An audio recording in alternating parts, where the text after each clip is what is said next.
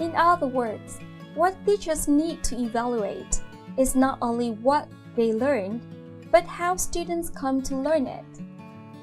Therefore, project-based learning is normally assessed formatively. However, in practice, project-based learning products are still used for summative assessment. In terms of formative assessment, it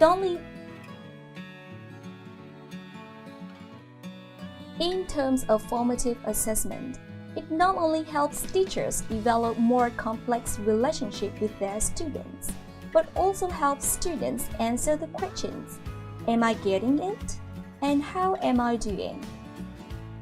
Therefore, assessment helps make content connections clear as well as engages students directly in the evaluation of their own work. Moreover, as many stakeholders as possible should be encouraged to be involved in the evaluation.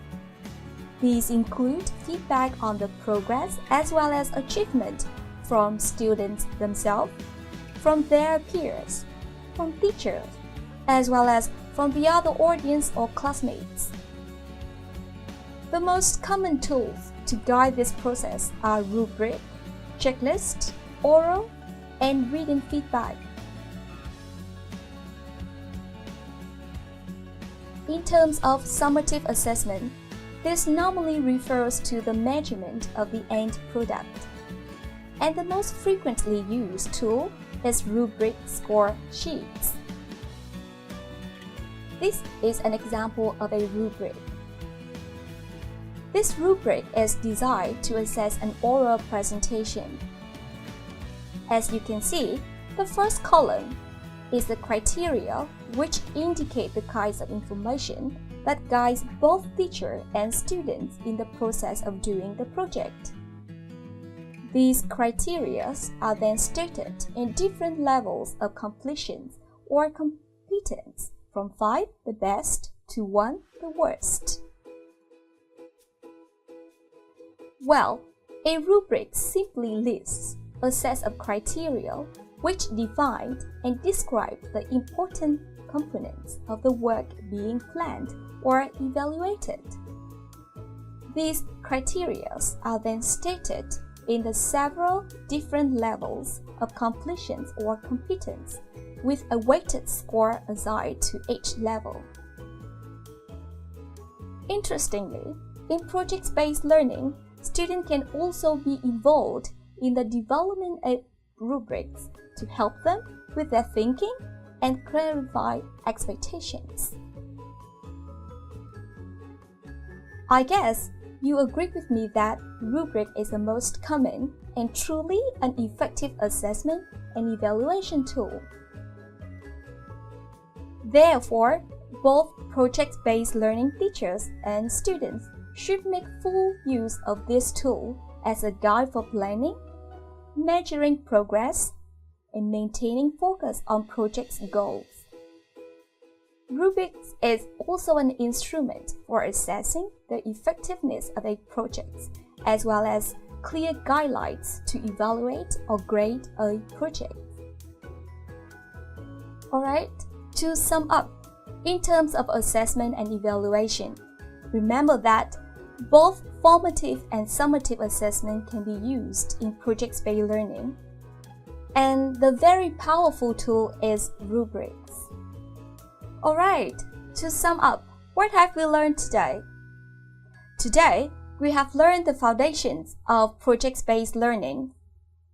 As well, we have learned the key to successful project-based learning unit, from designing to assessing. I think now you are ready for the quiz. Good luck with the quiz. Thank you.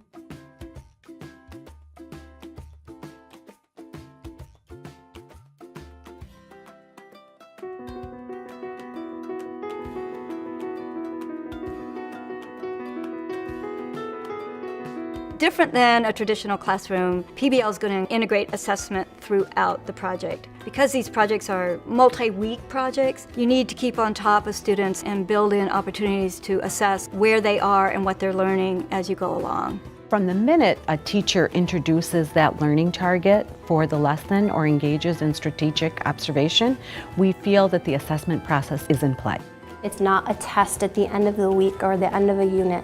You're doing a lot of small check-ins with the students to see where they're at and to see that they're growing along. So some examples of formative assessments that I use in my classroom is FIST to 5. So 5 is I feel really good about this learning target. I'm learning what I need to in class today. A 0 is I have nothing. You really have to know what kids know and don't know. That can often determine what next steps need to be put into place in order to support or differentiate the learning for the kids in their classroom. You saw another form of assessment which we call a quick check or a checking for understanding, and that's sort of a thumbs up, I get it, sideways, I'm not quite sure, or thumbs down, no, I don't get it.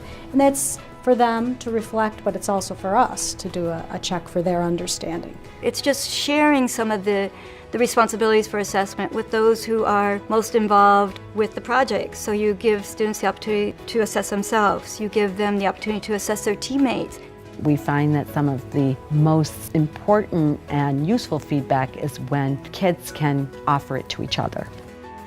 So typically in a PBL unit, the culminating event is what all the students and the teacher are working toward. So usually this involves inviting community members or inviting other teachers, inviting parents to the classroom, or maybe you even do it in the evening and you present what the students have learned, whether it's the final product, something that they created, whether it's a solution to a problem facing the community.